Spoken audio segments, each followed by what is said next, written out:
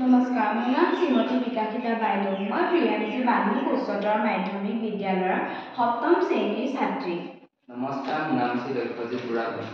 বিকশিত ভাৰত বিদ্যাথনৰ 2025 ইনিচিয়েটিভ হিচাপে আমি বাছি লোৱা বিষয়টো হৈছে sustainable development of A city, বহনক্ষম উন্নয়ন এখন চহৰ। এই প্ৰকল্পটো আমি পেলনীয়া সামগ্ৰীৰ দ্বাৰা প্ৰস্তুত কৰি উলিয়াইছোঁ। বহনক্ষম উন্নয়ন মানে হৈছে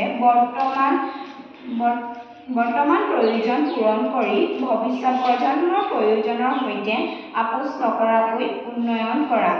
ইয়াৰ দ্বাৰা এনেকুৱা এখন সমাজ পাব পাৰি য'ত আমি প্ৰাকৃতিক সম্পদ আৰু ব্যৱস্থাসমূহ এনেকৈ ব্যৱহাৰ কৰিব লাগিব যাতে আমাৰ পৰিস্থিতি তন্ত্ৰৰ ওপৰত কোনো ধৰণৰ ক্ষতিগ্ৰস্ত প্ৰভাৱ নপৰে।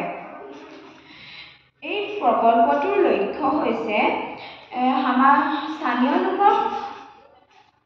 স্থানীয় লোকক সবল কৰা, প্ৰাকৃতিক সম্পদ সংৰক্ষণ কৰা। প্ৰথমতে আমি দেখুৱাব বিচাৰিছোঁ পানী সংৰক্ষণ ব্যৱস্থা।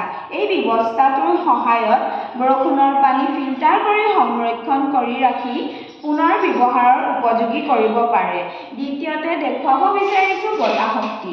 বতাহ শক্তি এইটো বিদ্যুৎ উৎপাদনৰ বাবে ব্যৱহাৰ কৰা হয়, য'ত বতাহৰ গতিশক্তি ব্যৱহাৰ কৰি বায়ু টাৰবাইন ঘূৰোৱা হয় আৰু জেনেৰেটৰ চলোৱা হয়। তৃতীয়তে দেখুৱাব বিচাৰিছোঁ বায়ু শুদ্ধিকৰণ।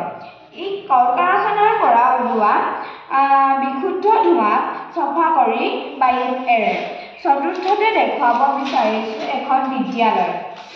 বহনক্ষম উন্নয়নৰ বাবে শিক্ষা সংসাধনৰ সদ্ব্যৱহাৰ আৰু বিদ্যালয়ৰ পৰিচালনাৰ দৰে বিভিন্ন পদ্ধতি ব্যৱহাৰ কৰিব পাৰি। বিভিন্ন ধৰণৰ সংসাধনৰ সদ্ব্যৱহাৰ কৰিবলৈ ছাত্ৰ-ছাত্ৰী আৰু শিক্ষকসকলক উৎসাহিত কৰা। বিদ্যালয়ৰ চৌহদত গছ ৰোপণ কৰিব লাগিব। সেউজীকৰণ কাম কৰিব লাগিব। চতুৰ্থতে আমি দেখুৱাব বিচাৰিছোঁ এখন চিকিৎসালয়। অবিষাক্ত আৰু পৰিৱেশিক সা-সামগ্ৰী ব্যৱহাৰ কৰি নিৰ্মাণ কৰিব লাগিব। ৰোগী আৰু কৰ্মচাৰীক বহনক্ষম ব্যৱহাৰৰ বাবে সজাগ কৰিব লাগিব। শেষত আমি এইটোৱেই ক'ব পাৰোঁ যে বহনক্ষম উন্নয়নৰ জৰিয়তে আমাৰ অৰ্থনৈতিক, পৰিৱেশিক আৰু সামাজিক দিশৰ ভাৰসাম্য ৰক্ষা কৰা উচিত।